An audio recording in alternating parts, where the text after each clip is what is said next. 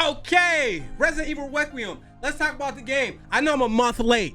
All right, delete that. Oh, I can't curse for 30 seconds. YouTube, forgive me. All right, so we're gonna go with this format for a little bit. We're gonna do a couple reviews like this. It's a little bit easier. It has some structure, but it's less structured than the more formal discussion videos from before. Y'all don't care. Y'all don't care, and I don't care. Look, all I do, I got some notes on here, and we just gonna go with the flow. Let's talk about the game. Now, for people that kind of want the verdict in the beginning, I'm gonna give it to you now. I think that's more fair. I think Resident Evil Requiem is fantastic. Okay, incredible. And I'm talking about, I was like 90 minutes in, and I was like, oh shit, I think I called Ricky, and I was like, yo, Ricky, they got something here. It's one of those, seriously.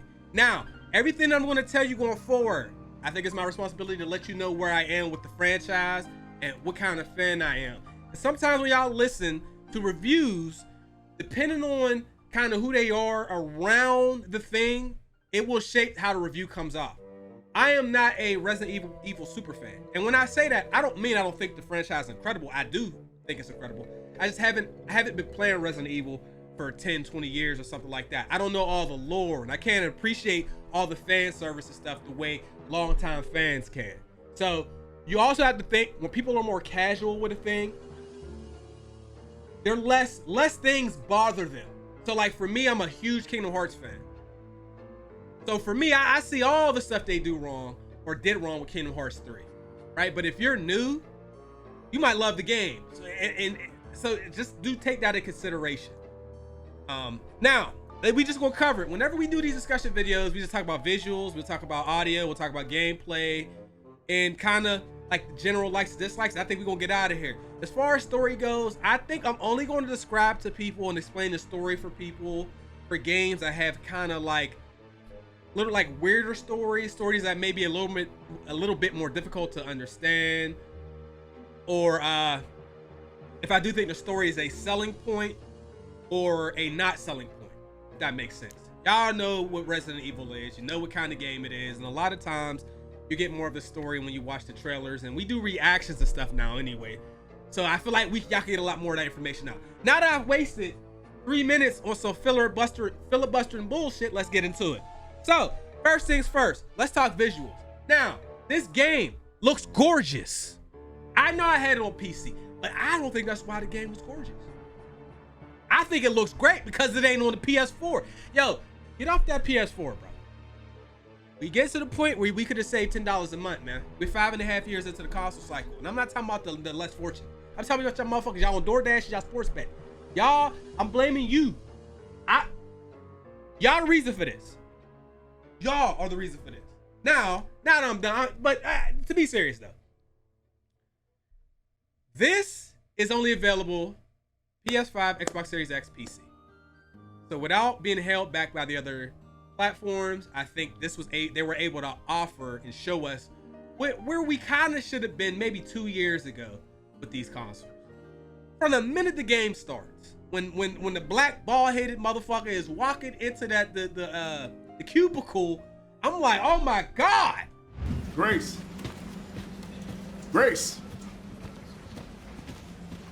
Ashcroft. Yes? My office. Coming.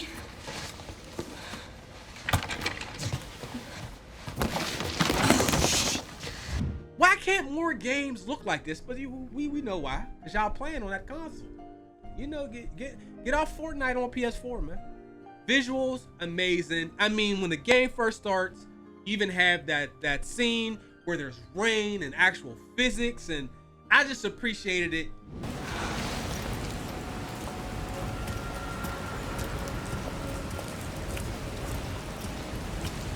Oh, sorry.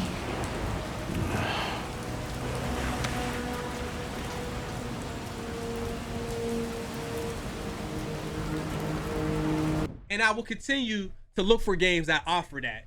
And you're talking to somebody who plays 2D side scrollers.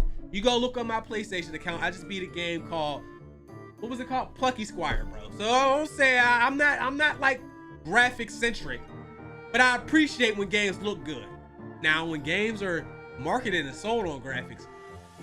A lot of them games Trey put me on, they're ads. So anyway, the graphics, some of the best graphics on this gen.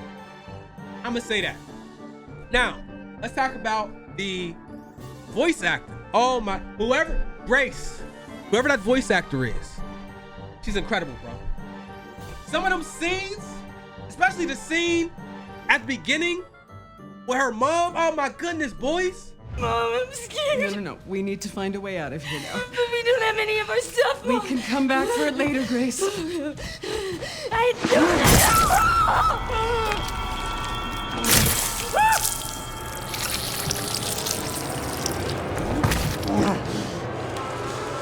Found you.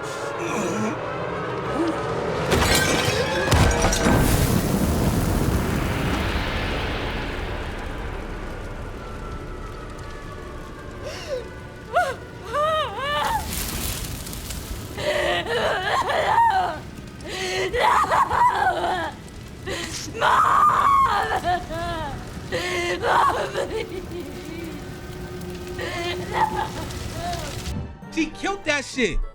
Hopefully she gets a nomination. Leon is always gonna be Leon, of course. But overall, they did some amazing performances for voice acting. Now, we can't just talk, we're talking sound, we cannot just look at voice acting. We need to talk about the music and the actual audio, period. Amazing audio on the game.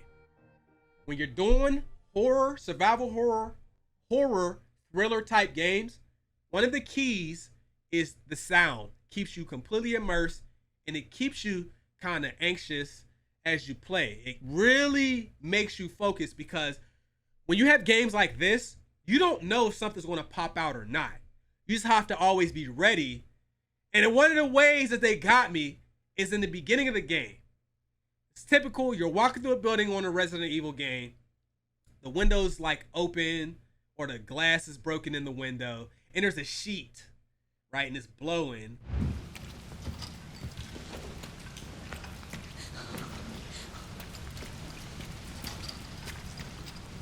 Like, you don't know when you walk past as the sounds coming and everything, if something gonna grab you. So you're ready. That is the kind of stuff that they do, and they do it very well. There are some jump scares. There is not a lot of jump scares. And you're talking to somebody who gets scared easily on games now. Because when I played Resident Evil 7, y'all almost got me fucking killed, man. I almost died playing that game. That game literally I never got scared of video games. Played Resident Evil 7, PTSD, bro.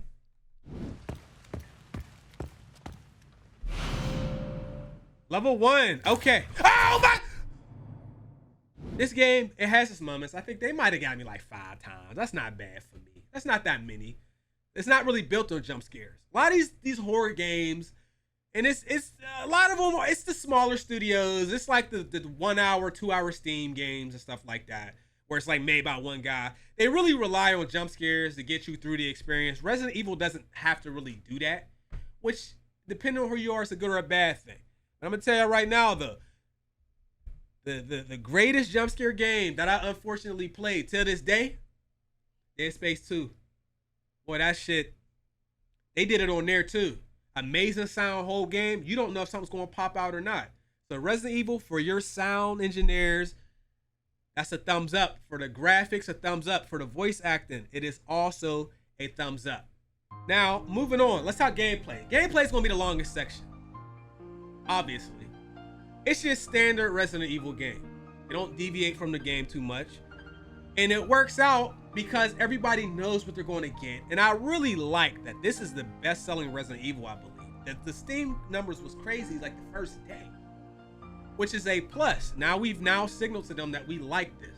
And they can keep building the games around this with their advancements. They had new stuff that they added to the game that I appreciate. We're going to get to that in a minute.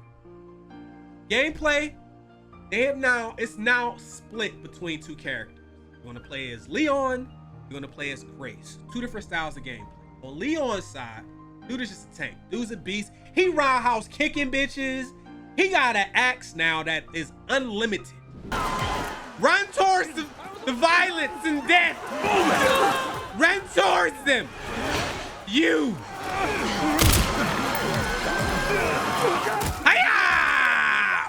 Hey! Oh! Oh, bitch! Oh, bitch! Oh! And the biggest thing, and I want to tell you this because I did not do this until extremely late. You can parry with the axe. Okay, I'm gonna say it again. You can parry with the axe. It'll get you out of a lot of situations. I was so involved and immersed in the game that I didn't really start parrying until I was like 65% through the game. And I ran into a boss and I said, oh shit, I forgot I could have parried the whole time. Leon is such a beast. You're not really as like nervous when you play as him because you can just go in there and just mow everybody down. I'll say his Requiem gun is cool. Thought it's gonna be a little more explosive than it actually is. It seems to be stronger in Grace's hands than his hands, but whatever. So he has all kind of storage space. It's like I felt I was having a hard time kind of running out of space. And as far as upgrades, he has a whole like bunch of weapon upgrades that you can get. You just walk up. At one point, the game will give you credits for every infected you kill. And then you can use those credits to upgrade the weapons you already have, to buy new ones, to buy armor, to reinforce armor, to buy other materials that you might need, heals, whatever. So that's a whole different game when you're playing with Leon versus Grace. It's slower pace. Some people are not a fan. I personally appreciated being able to jump around. It was a nice little departure from being able to just be in one play style the entire time. The game is scarier when you're playing as Grace. I'll say that.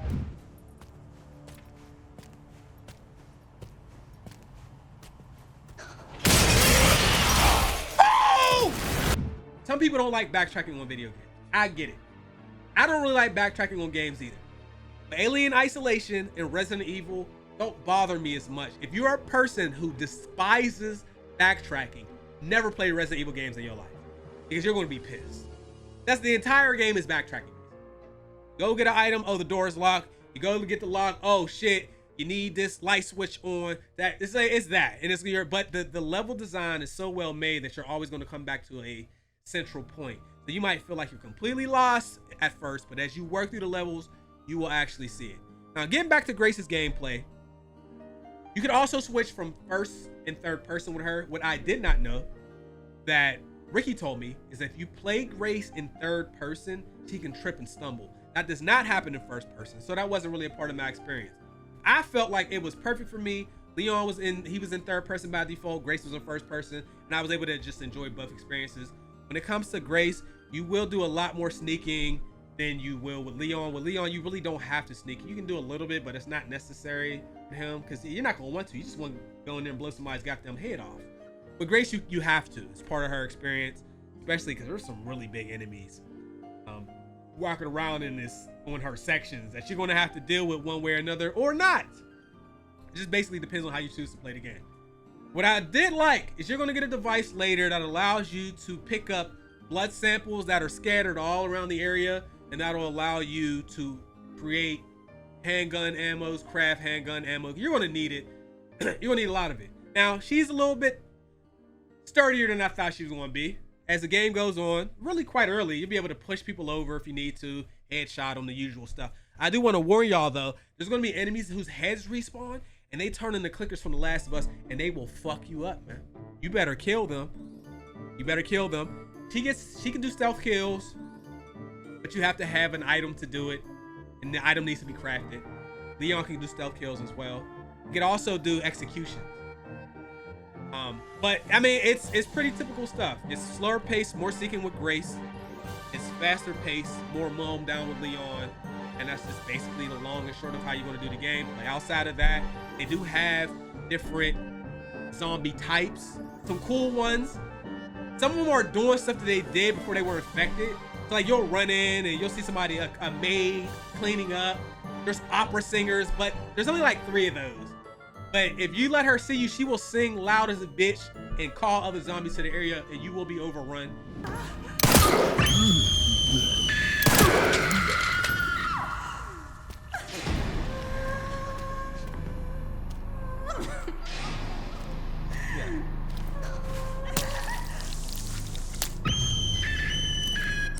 If that bitch don't quit screaming, then they have some of the old time Resident Evil enemy types that I don't need to get into because you're gonna run into them when you play the game. I'm trying trying to give y'all a few spoilers as possible, but I'm not gonna be perfect. One thing that's missing. There's no vendor, bro. I know it might not matter to you, but you know, Resident Evil, they have like these like cool, funny vendor guys. Like just on Resident Evil Village, there was the big gooey motherfucker who sat in that little cart. You know, you were able to buy and sell stuff from him. There's not a thing like that on here. There's not a person. Now, when you want to do your upgrades and buy stuff with Leon, you just walk up to a big ass computer and then you just pick your stuff. It's like the vendors add a little personality to the game, so I would like to see that, but that's fine. Okay, so I have pacing on here. The pacing of the game is incredible and it's very important. Pacing is not talked about enough. Part of the reason that pacing is not discussed enough is because you only notice it when it's poor pacing. Kingdom Hearts 1, one of my favorite games of all time, it starts so damn slow that there's a lot of people who are not going to get to enjoy the Kingdom Hearts experience, or because, I mean, it takes like a couple hours to get through Destiny Island and Traverse Town to really get into the game. Resident Evil doesn't have that problem. I'm talking about as soon as the game starts, you in the shit. I'm talking about within like 10-15 minutes, bro, you in that. Another game that has a slow start is Crimson Desert. We'll get to that later. But that game's funny. It's like you can talk to 5 different people and it's going to sound like 5 different video games. I've never seen anything like it. But the pacing is good. I have to say this. Until y'all might like the shit. I don't like it, bro. Raccoon City. Like I said, I'm not a super fan. So I didn't even know what I was looking at because I've never seen Raccoon City when it wasn't destroyed. But that changes the whole format of the game into a more open format. And you will, first of all, it's really long. It's like super open. And it doesn't have the good, like, I don't know how to say it, but like the way they lead you around isn't really consistent with the rest of the game. It's only a couple hours, and people are speedrunning this game in like 2.5 or 3 hours. So there's a lot of people that can get through Raccoon City in 15 minutes. I'm not one of those. Okay. But the pacing on that section I was not a fan of compared to the rest of the game. It's not horrible. I just don't think it's in line with how the rest of the game was played. So you'll get there. You will be using Leon for that section. But there's just so many different places to go. It does make it feel more open world. And I've seen people online asking for an open world Resident Evil. Count me out, bro. If Resident Evil goes open world and it goes to like Leon's like Raccoon City section, I'd rather not do it. Village, it was a little more open, but it still was like really well made and paced. You were just able to go to certain areas first. Raccoon City, I didn't like it, man. I didn't like it. That's the only thing I didn't like about the game. I more so tolerated Raccoon City. I didn't hate it, but I was just like, it kind of went on long. And then there's like major backtracking if you want to open up these like 3 storage or 4 storage containers. You have to go all the way back underground to get to it. That's if you choose to do that. Other than that, though, no really problems with the game. What we look? Yeah, 20 minutes in. I think that might. Oh, okay. I have on here that I enjoyed the first half of the game. I think the first half of the game is better than the second half. So basically, you take your first section and then you split it with the Raccoon City section, and then you have like the later section. I like the first part more. The third section, like the final section, it's amazing. I just like the first section a little bit.